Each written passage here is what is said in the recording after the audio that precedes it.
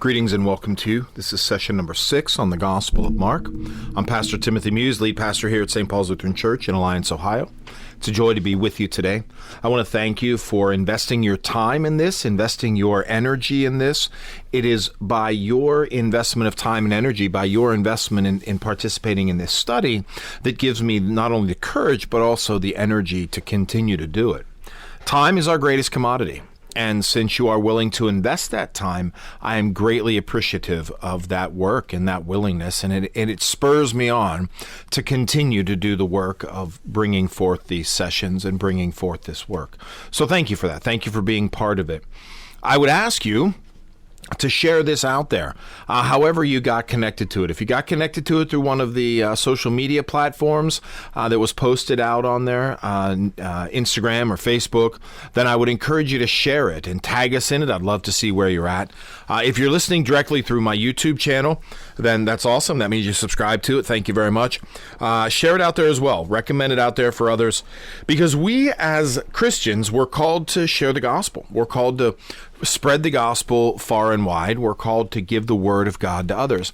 And to be able to do that, we have to engage others. Well, this is the first time in history when we can engage so easily at such a massive amount without really, for lack of a better word, leaving the comfort of our own home.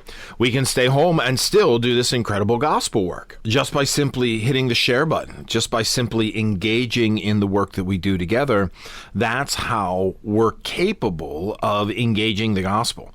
So share it out there. I would love to see where you're at. So tag me in it, tag me in the share, tag the church. I'd love to see where you're engaging from and how this word is affecting and how we can better it. We can better use and utilize the platforms that we have for the sake of getting the word out there. So I definitely would encourage you to follow us and share it out there. Get involved. It'd be awesome to find out where you're at. If this is your first time joining with us, if your first session, then welcome on board. It's great to have you here. It's great to have you as part of these sessions, part of this journey. We are walking through the Gospel of Mark from the beginning. Like I said in the beginning of the session, this is number 6. I definitely would encourage you to go back and check out the first 5 sessions, get caught up on the information. Still follow along, still stay with us, because even if this is your first session, it's okay. You're going to be able to get a lot out of the session today.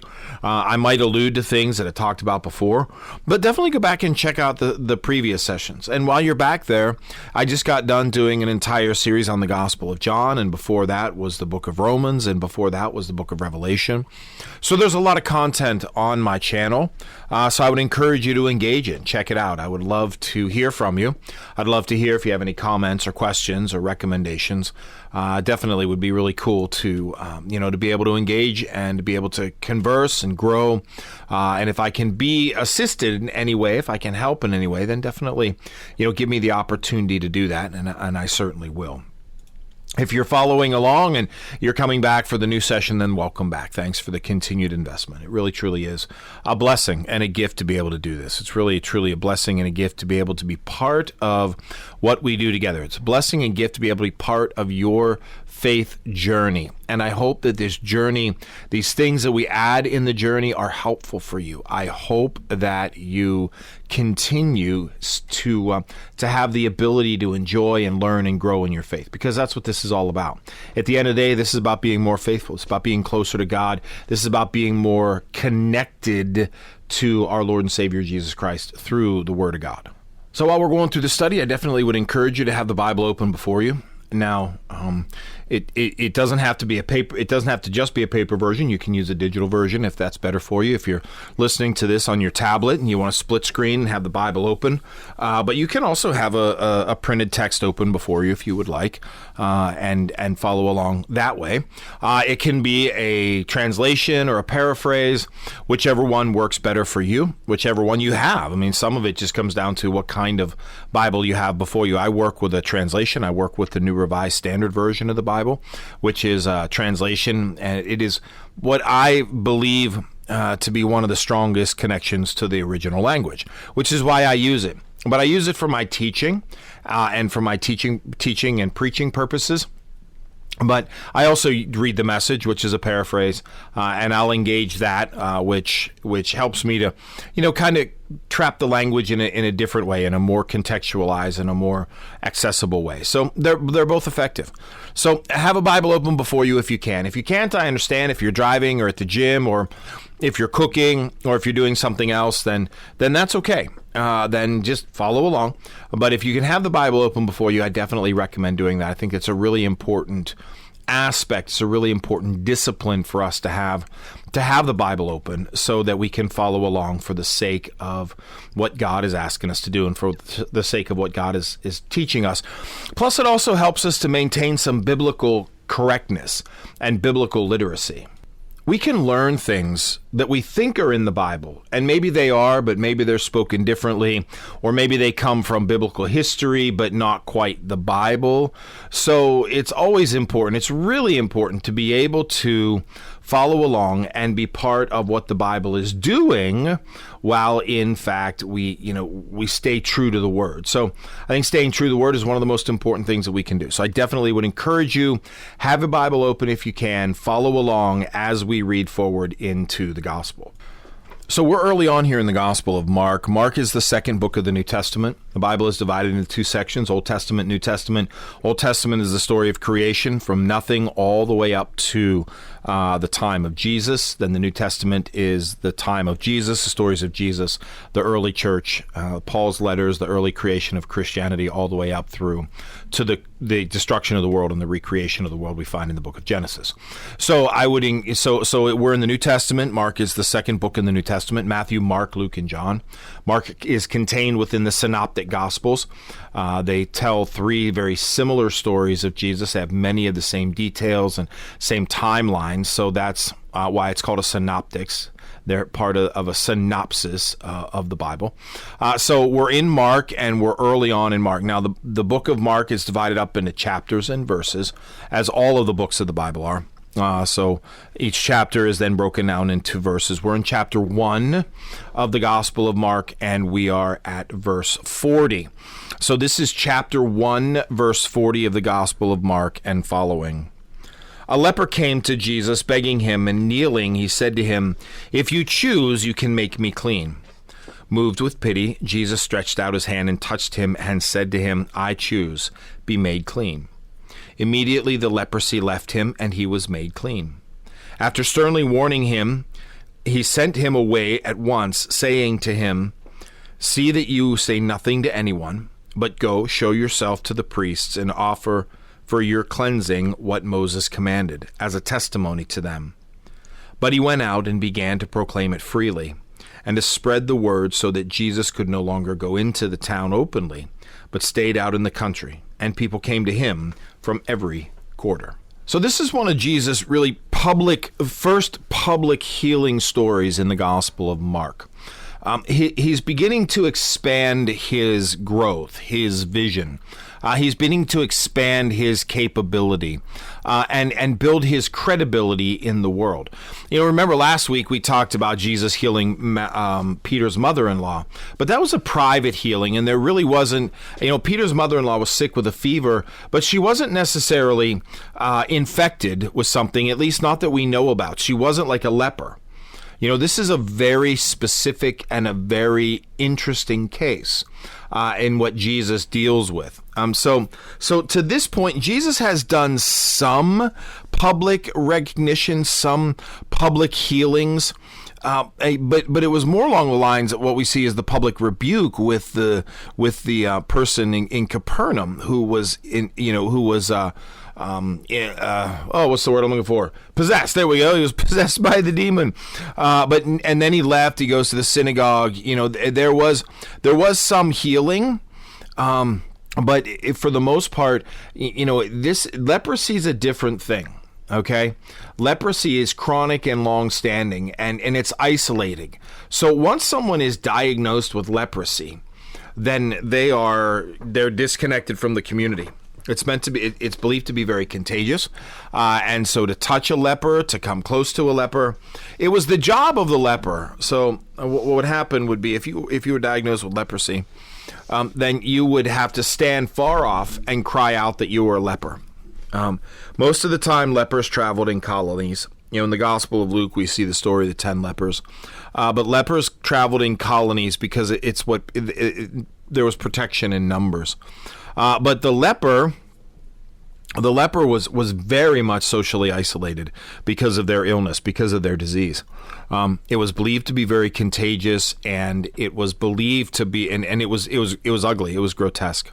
So we know it today mostly as Hansen's disease. There could have been some eczema or some other kind of skin rash to some degree, but leprosy, severe forms of leprosy, which we always think about, like body parts falling off their noses or ears or whatever. In some parts of Hansen's disease, that does happen. But it's very disfiguring. It can be very painful. You can have open wounds, open sores on the skin, and all of that. Touching bodily fluid, coming in contact with someone else's bodily fluid, made you ritually unclean, unless it was your spouse, and it was for a particular purpose. And I'll leave it at that. So, leprosy was something that, if you had leprosy, you were isolated. You were isolated, and you were alone. And you had to cry out that you were unclean. If anybody ever came close to you, you had to cry out that you were unclean. So the very nature of what this man is doing is very countercultural. It's very unnerving. A leper came up to him begging him. Lepers don't approach clean people. Lepers are supposed to stay far off, and they're supposed to cry out, keeping people away. So the fact that, and Jesus is almost never alone. So you have to realize that this leper is putting himself in a place where he could very well, by the nature of bumping into someone, make them ritually unclean. And if you bumped into someone and you made them ritually unclean, knowing that you were unclean, you could in fact be executed for that. You could be killed for that. That's a sentence of death if you intentionally make someone ritually unclean. So this man is risking everything. Well, and it sounds like he needs to, because it sounds like he's got nothing left. Most of the time when people risk everything, it's because they have nothing left to lose. Most of the time when people risk everything, it's because they have nothing left to lose. And it comes along that it seems like this person had nothing left to lose. He had nothing left to suffer with or struggle with. He was ready to give it all up. And so he does by coming to Jesus. He risks it all to come to Jesus. And he shows up and falls down at Jesus' feet. Again, this is a statement. He is willing to submit himself. And he's willing to submit himself to any kind of punishment. I mean, think about it. He can't run away. He's on his knees. So if someone's like, oh my God, you're a leper and you're infecting everybody and you need to be put to death, well, then he's willing to take that. He's willing to risk so much in order to be made clean. He is willing to risk so much in order to be made whole. This is astounding from an interactive standpoint, from a communal standpoint. This is truly astounding, truly amazing. So he falls down, kneeling. He falls down at the feet of Jesus. So complete submission, having this very highly contagious, highly unclean disease, which interestingly enough ebbs and flows. It breaks out and recedes, so much so that there's actually a way as a leper to be proclaimed clean. And that is, if you've had a leprous spot, let's say you had a leprous spot on your arm. I get rashes on my arms, particularly in the middle of summer when I use too much sunscreen. And then I would be ritually unclean, but then it would go away and I could go back and say, look, see, I'm clean now. It's gone. And the priest would proclaim me clean because my skin no longer has the leprous spot on it. Of course, then I'd have to pay a duty, a tax, a thank you, ransom. Whenever you have to pay for a thank you, that usually means it's not really much of a thank you, but nonetheless. So then you would pay the priest. The priest would say that you're ritually clean. Off you go. So Jesus, so the man falls down and says, hey, have mercy on me. If you choose, you can make me clean. So the leprous man shows faith in understanding that Jesus has the capability. It is not about, he doesn't say, if you're capable, you can make me clean. I know you're capable. You just have to choose. If you choose, you can make me clean. If you choose to use the power that resides inside of you, you can make me clean. That's the statement. The statement isn't, do you have the power to do it? You got the power to do it. He's like, I know you got the power to do it. So I'm not saying you don't have the power to do it. All I'm saying is if you choose to use that power. If you choose to make me clean, if you choose, you can make me clean. So Jesus moved with pity, moved with an understanding, a human empathy, an understanding of what it means, what it experiences. So Jesus is moved with pity. Moved with pity. That's what it says. He's moved with pity. Other ancient authorities, as the text tells us, says he's moved by anger. But, I don't necessarily see Jesus being angry that someone is asking for him. I think that's a most likely a mistranslation or a misinterpretation of the word. But pity sounds more like it. The feeling of sorrow and compassion caused by the suffering or misfortune of others. That's really where it would be, is that, the feeling of sorrow and compassion. I mean, Jesus looks upon this leper with compassion, with pity. He's moved by compassion and feelings of sorrow for the plight of this person. Because, it's one thing, that your body's rebelling against you. It's one thing that you have these sores on your body and maybe even parts are falling off. And why do parts fall off? Parts fall off because they lack blood flow and then they die. Digits, fingers, toes, ears, nose, things that are small and at the end of the blood flow system. So Jesus is moved with pity because not only is this guy hurting, we think it's a guy. He said to him. So this guy's hurting. He's physically in pain, physically in discomfort, but he's also kicked out of his community. He's kicked out of the synagogue. He's kicked out of the faith. And so he is not only physically in pain, but spiritually listless and lost.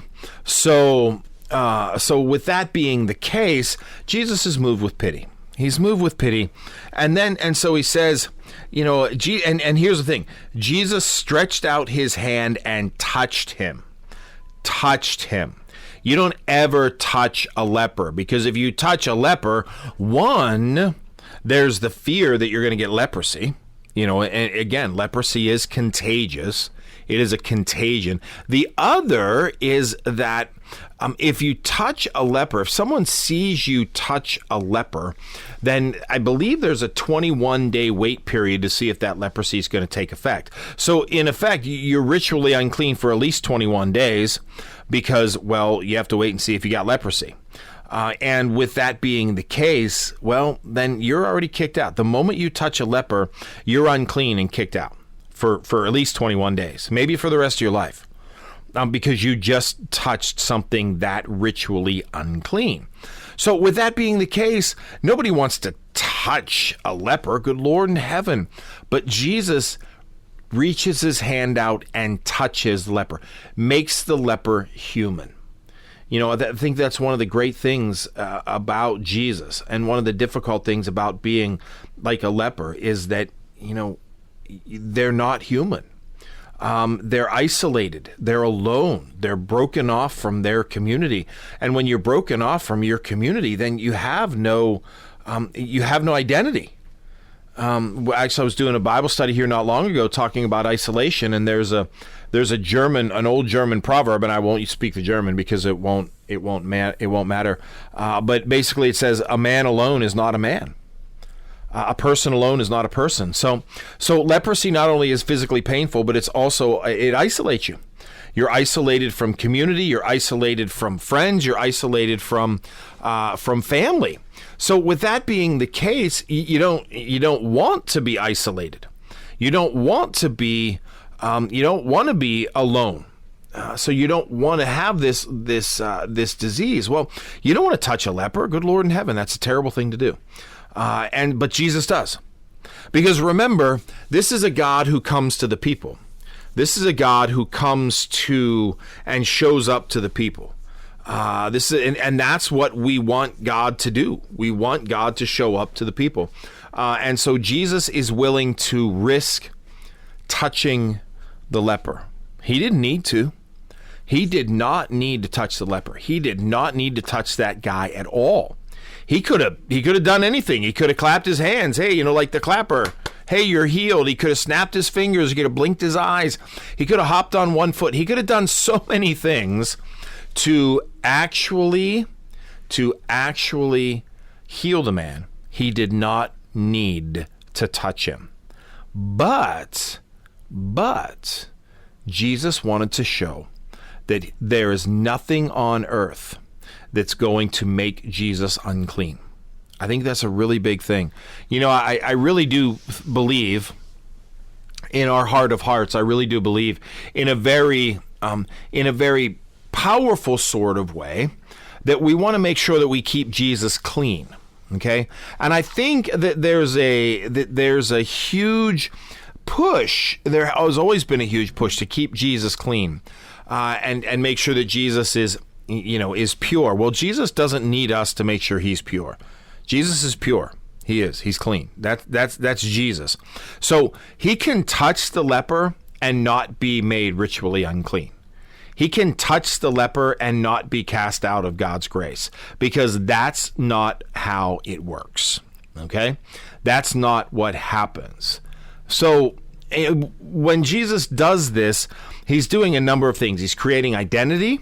He's giving the man his humanity back. He's showing that there's nothing that can make Jesus ritually unclean. It doesn't work that way. Jesus is good. Okay? Jesus is strong, and Jesus is the Son of God. And so he reaches out and he touches the man. He puts his hands on a leper, which is just amazing. It's just incredible. I think from a modern day standpoint, we don't deal with the ritually unclean business like they did in the time of Jesus. So we really don't have quite the same understanding of what is being talked about here, what is being dealt with here. But the fact of the matter is, Jesus is showing a great deal of humanity and a great deal of love and a great deal of compassion to this man who probably has not had a human touch in a very, very, very long time. And so, because when you're in a leper colony, you can go to a leper colony, of course, and lepers do. They live together, but they are not supposed to. There's not supposed to be like human contact or contact, because there's afraid that you will share your leprosy with someone else. Then if you're trying to get healed, you don't want to go hanging out with another leper. Okay, so fact is, these guys and women, they're isolated, they're alone, and here is Jesus, Son of God, and he reaches his hand out and touches this leper. How beautiful, how wonderful, how incredible that is for this man who's so broken. And not only does that, he heals him. He said, I do choose, be made clean. Immediately the leprosy left him and he was made clean. Jesus said, you know what? I do choose to do this. I choose to make you clean. I choose to use the power that resides inside of me to better your life. I choose to do that. And by choosing to do that, I'm going to. And he does. He reaches out, he touches the leper, and he makes him clean. I choose to do that.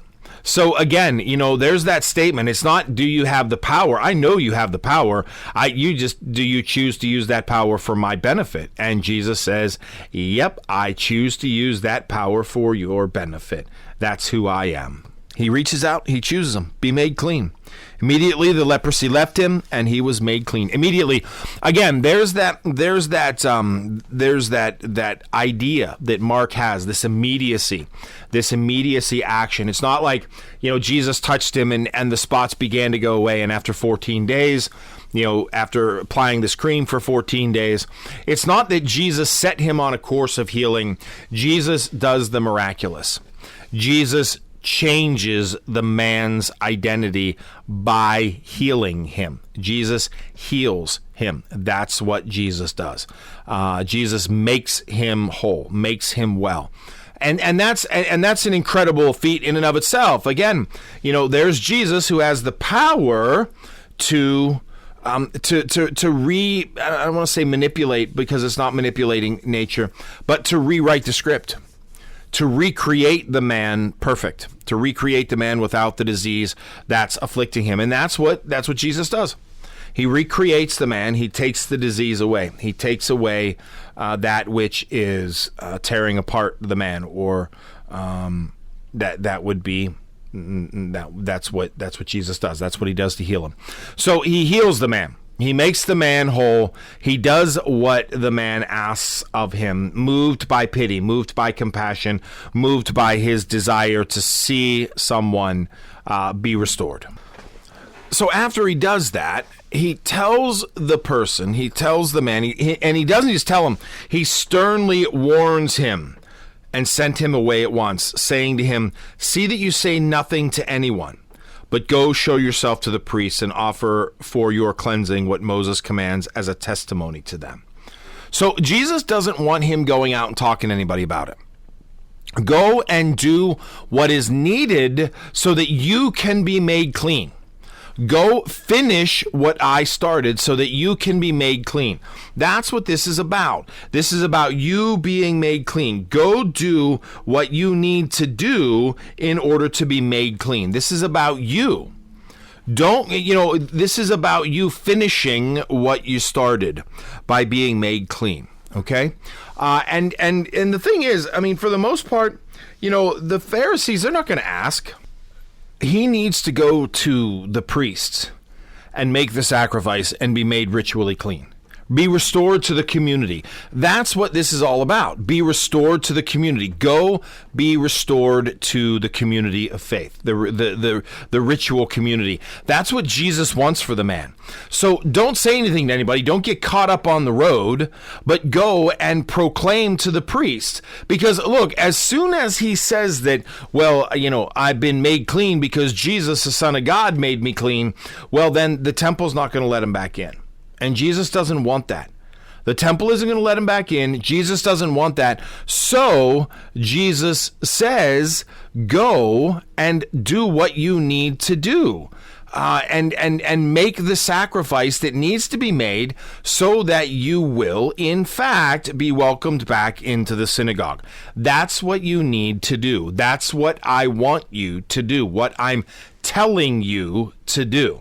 Don't say anything to anybody, just go and do it. And the other reason why Jesus sternly warns against this is because he knows what's going to happen. As soon as the word gets out, as soon as it's proclaimed, then what will happen is, one, Jesus won't be able to move from place to place or time to time. Jesus will have to stay hidden. And then he's going to be flooded with people, and there's going to be a whole bunch of controversy, and people are going to try to kill him. Okay, he's going to ultimately bring down the wrath of the temple, or the focus of the temple. And he doesn't want to do that. He's not ready for that yet. He's got far more work to do, and he wants to get that work done, but he can't do it if he's being chased by the temple police. He can't do that if he's being inundated by anybody and everybody. So Jesus, it's not that Jesus doesn't want his identity to be known yet. It's not that Jesus is ashamed of his identity, but the longer he can remain under the radar, the more work he can do, the more impact he can have, the more lives he can affect. That is what is the point. That is why Jesus tells the man, keep it quiet. Don't say anything. Because if you say, go and do what you need to do in order to get back into the synagogue and get back on with your life. Your life has been altered because of the leprosy, so now it is unaltered. Allow yourself to get back on with your life and be welcomed back into the synagogue. That's what you want. You want to be made clean, be made clean. Here's how you do it. and just keep quiet about it. Don't tell anybody about it. Be done with it. Jesus doesn't want the focus. He doesn't want the attention. That's not what he is looking for. He wants to be able to move about from town to town and proclaim the Son of God, proclaim the kingdom has come near. That's what he wants to do.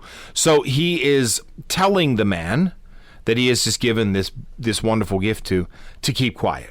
All right, go pay the price, pay the sacrifice, so that the priests will let you back into the temple. Remember what I said. There is because the skin condition ebbs and flows, and it gets worse and it gets better. You can have it, and then it can heal up to some degree, and you can pay the ritual price to be made clean, and then you can be welcomed back into the synagogue. But if it's a chronic condition, then, it ebbs and flows. It gets bad again, and you have to remove yourself and then go back, back and forth, back and forth, back and forth. Okay, so Jesus tells the man to go do this. Go and pay the price and get back into the synagogue. That's what I want you to do. Well, he doesn't do that. He doesn't go pay the price to the temple the priests in the temple. He doesn't make the ritual sacrifice. He goes out and he tells everybody. So what he does is he takes the spotlight and he in some ways he takes it off of himself, but in other ways he puts it right back on himself by pointing to Jesus, by raising Jesus up and by saying, hey, look who this guy is. Look what this guy. But he went out and began to proclaim it freely and to spread the word so that Jesus could no longer go into a town openly, but stayed out in the country, and people came to him from every quarter. So basically what he did in proclaiming Jesus is, rather than allowing Jesus to be able to move about freely and engage with people freely from town to town, now he has pushed himself out. Now he's made Jesus push himself out into the country, out into hiding, so that he can't go about from town to town, so that he can't go about freely doing ministry.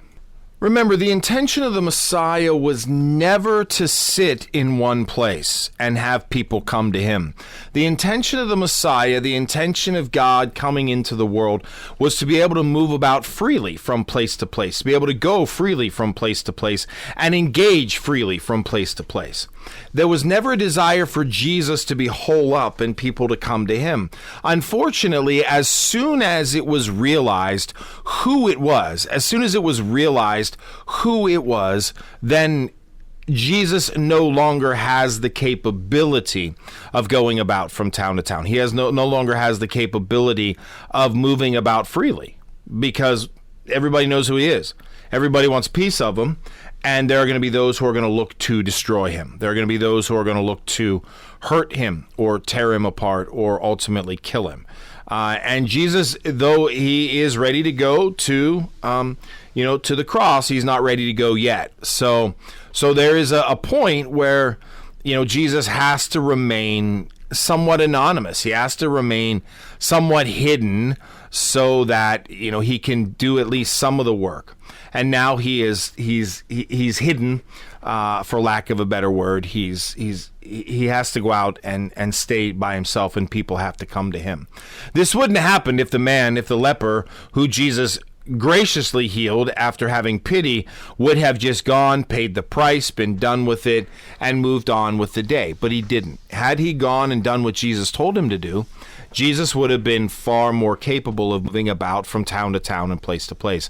But he can't do that now. He's not capable of going out and moving from place to place because, somebody decided to open their mouth. Again, and this is not that Jesus wants to keep things a secret. He is not trying to be secretive, but he is trying to make it so that he can do the work that God has called him to do. And he can't do that if everybody's trying to either arrest him or drag him in and get a piece of the action, if you will. So Jesus, so the ministry very quickly turns on its head, or turns on its heels, and takes a different route. Jesus is no longer anonymous. his fame is going to start to grow far and wide, and people from every quarter are going to be coming to see him. But that also means that he is now going to fall under the radar of the leaders. He's going to start gathering the attention of the temple cult. And once he starts doing that, once he starts getting their attention, well, then what's going to wind up happening is they're going to do the three things, and I've always talked about this. I talk about this often in a lot of different realms. But when someone rises up in power and challenges the system is going to do the three things. The first thing the system is going to do is try to them. Bring them in, and we'll see where it starts to try to co-opt Jesus into the fold, into the thought process. Be like us. That doesn't, they ostracize him. Look at that, he's got the devil in him. And then if that doesn't work, if they can't kick him out, then they just wind up killing him. And that's ultimately what's going to happen. However, some people are starting to pay attention. He's going to wind up getting also the attention of the temple cult. And he knew it was going to happen. He just didn't want it to happen so quickly. He wanted to have a little bit more room to grow and breathe and be before he started getting the attention of the temple cult. And he didn't want to have the attention of the temple cult. So that's just where it's at. That's where he is. As the story unfolds, we see that's what happens when he did this incredible thing for the leper. And at no point in time is he concerned about being unclean, or is at no point in time is he concerned about being kicked out of the temple. That none of that concerns Jesus in any way, shape, or form, because Jesus just isn't part of that reality. He's not part of that scheme. Not that he wants to throw away the temple cult, but he's just not part of that scheme. He's not part of the concern. He's not going to get kicked out of God's grace because, well, he is God. And God's not going to be like, oh yeah, I'm going to kick out the second part of the Trinity because you touched a leper, you wrong person. No, that's not what God's going to do. So Jesus isn't concerned about that. He's not concerned about that. He's not bothered by it. He just goes and does what God tells him to do. All right, my friends, we're going to leave it there. We're going to put a pin in it there. We're going to come up with another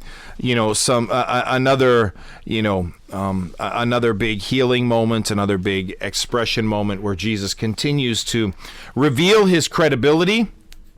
And that's what this is all about. This is all about Jesus opening his credibility, showing why it is that everybody should believe him. Why should we follow this guy? Who is this guy that he's different, better than anybody else? Well, that's what he's doing. Why should we follow the Son of God? Well, that's what we're learning. We're learning that as the story opens up and as the story unfolds, because we need to see it slowly. We need to see it a little bit of a time. If Jesus would have just come down from heaven, on a gleaming white horse, some may have accepted it, but most wouldn't have. So we need Jesus to unfold over time, and Jesus needs to unfold over time, and he will. And so that's how things go. That's how things go in the midst of the story. So we're starting to see a little bit more unfolding, a little bit more public healing and public work and public ministry. But we're also going to start seeing more and more public accusations and public assaults and ultimately public attempts at arresting and then a very public execution. So that's what I got for you today, my friends. That's what I got for you this week. I hope it's helpful. I hope it helps to move us forward. As always, my contact information will come up at the end of the session. If you have any questions or thoughts or comments, I'd love to hear from you.